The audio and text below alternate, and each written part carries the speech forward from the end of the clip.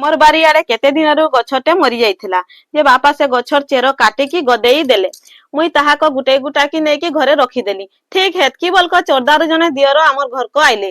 ତାଙ୍କୁ ଚାହା ଟିକେ ବନେଇକି ଦେଇଦେଲି, ସମସ୍ତେ ପିଇଲେ। ଚାହା ପିଇ ସାରିଲା ପରେ ଆମର ଗାଁରେ ଯେନ ଅପେରା ହେଉଛେ ଆମେ ଦେଖବା ଲାଗି ଗନୁ। ଆମେ ତ ଅପେରା ଦେଖୁଛୁ, ଆପଣ ମାନେ ବି ଦେଖନ୍ତୁ।